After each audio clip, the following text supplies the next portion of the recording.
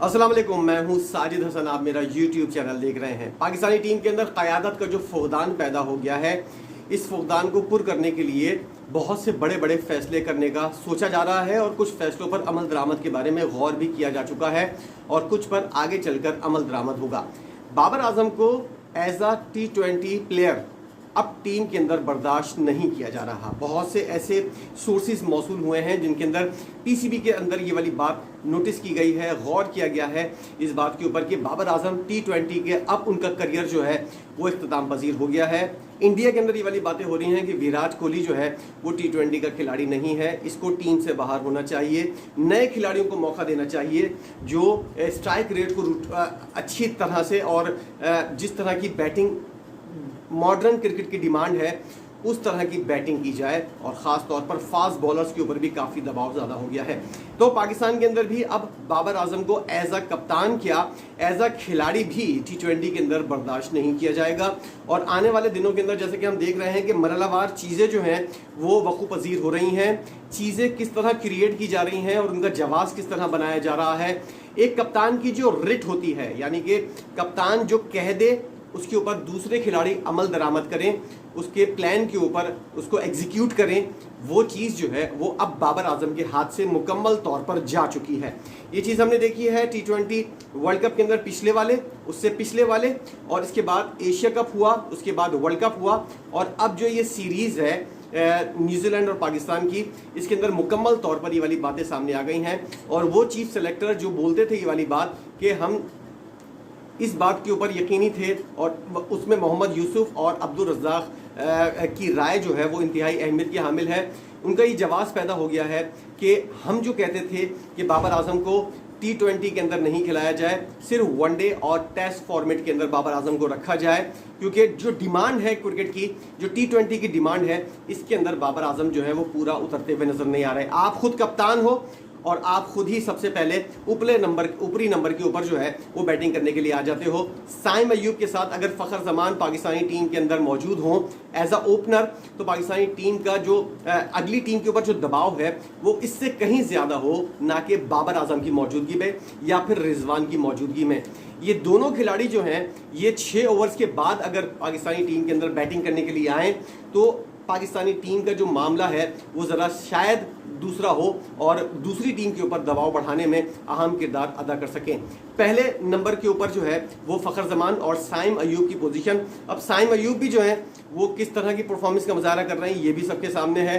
कभी वो रन्स करते हैं और कभी ऐसा शॉट जैसा कि हमने देखा आखिरी T20 के अंदर साइम अयूब जो शॉट खेलते हुए नजर आए, उनको अंदाज़ा था, उनको पता था, कुछ ऐसा वो नहीं था कि वहाँ फील्डर नहीं खड़ा हुआ था और बैट्समैन को नहीं पता हो, उसको पता है, फिर भी वो वाला फ्लिक शॉट्स खेल रहा है। तो उसको फिर ज़रा सा तरबियत के ऊपर भी एक सवाल उठ जाता है कि उस शख्स को क्या ये वाला अंदाज़ा नहीं था या फिर इस बात का नहीं पता था कि पीछे फील्डर खड़ा हुआ है या ऐसा शॉट खेलते हुए आप आउट हो जाओ। ये जितने भी सीरीज़ हुई है इसके अंदर साइम अयूब ने जिस तरह की बैटिंग की और जो आउट होने का अंदाज है उसके ऊपर बहुत सारे सवालात खड़े हो रहे हैं। बाबर आजम की अपनी कप्तानी जो है वो भी इंतहाई अहमियत की हामिल है और उनकी अपनी परफॉर्मेंस वो भी सवालिया निशान पैदा कर रही है। इसलिए ये गौर शुरू हो गया है कि बाबर आजम को एज अ खिलाड़ी T20 से अब खैर बात कह देना चाहिए। और बाबर आजम अगर कप्तान ना भी हुए या हुए, ये फैसला तो अभी तक नहीं हुआ है, अभी तक तो वो कप्तान हैं। अगर वो एज अ खिलाड़ी खेले भी तो मुश्किल से ज़्यादा T20 वर्ल्ड कप तक बाबर आजम जो है वो चले जाएंगे। लेकिन यहाँ पर ये वाली बात गौर की जा रही है कि अगर आपको T20 वर्ल्ड कप जीतना है तो बाबर आजम को शायद टीम से बाहर निकाला जाए और टीम से ऐसे खिलाड़ी को इंक्लूड किया जाए जो मॉडर्न क्रिकेट की डिमांड के ऊपर पूरा उतरता हुआ नजर आता है। उसके अंदर पाकिस्तान के अंदर बहुत सारे ऑप्शंस मौजूद हैं।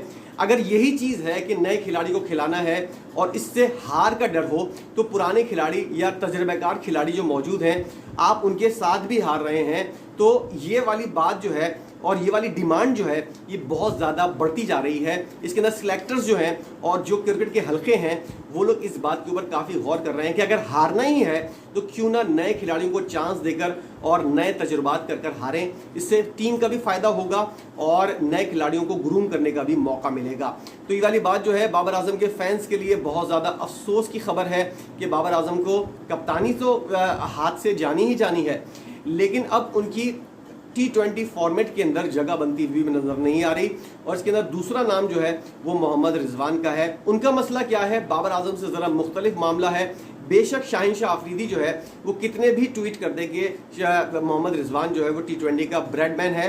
ये किया क्यों जा रहा है, क्योंकि शाहीन शाह अफरीदी को भी इस बात की हवा लग चुकी है कि रिजवान का T20 करियर जो है उसके ऊपर भी एक क्वेश्चन मार्क और सवालिया निशान खड़ा होता हुआ नजर आ रहा है। इसलिए वो अपने तौर पर रिजवान को सपोर्ट करते हुए बज़ाहिर नजर आ रहे हैं। रिजवान के साथ क्या मसला है तो मैं अगली वीडियो के अंदर आपको बताऊंगा, लेकिन बाबर आजम का जो मामला है वो अब एंड होता हुआ नजर आ रहा है। और जिस तरह हम कहते हैं कि पीसीबी जो है वो आपको यूज करके जो है टिश्यू पेपर की तरह फेंक देता है, यही चीज बाबर आजम के साथ हुई। बाबर आजम ने अपना प्राइम टाइम जो है वो गुजारा T20 फॉर्मेट के अंदर, पूरे मुकम्मल इख्तियार के साथ इनको कप्तान बनाया गया, फिर भी ये डिलीवर नहीं कर सके।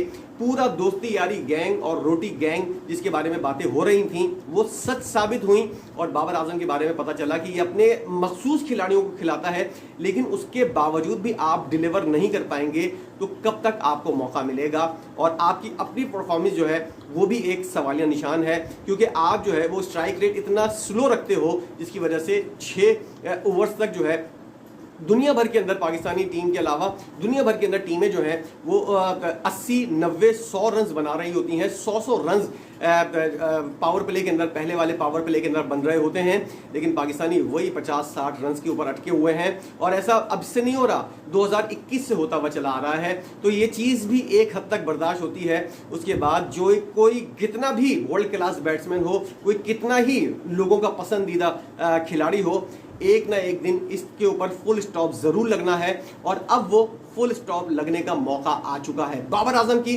T20 फॉर्मेट के अंदर जगह बनती हुई नजर नहीं आ रही, उनको निकालने के बारे में गौर किया जा रहा है, सोचा जा रहा है। इस पर आपकी अपनी क्या राय है? अगर आप बाबर आजम के फैन हैं तब भी, और अगर आप बाबर आजम के फैन नहीं हैं तब भी जरा अपनी राय का इजहार कीजिएगा कि बाबर आजम के बगैर पाकिस्तान की T20 टीम कैसी होगी। जो कुछ भी हो रहा है, जो कुछ भी सोचा गया है मैं आपको बता चुका हूं। इस सब को माइंड के अंदर रखकर जरा बताइएगा कि आपकी अपनी सोच क्या है। बाबर आजम के बगैर, without Babar Azam Pakistani T20 team कैसी हो सकती है। वीडियो देखने का बहुत शुक्रिया।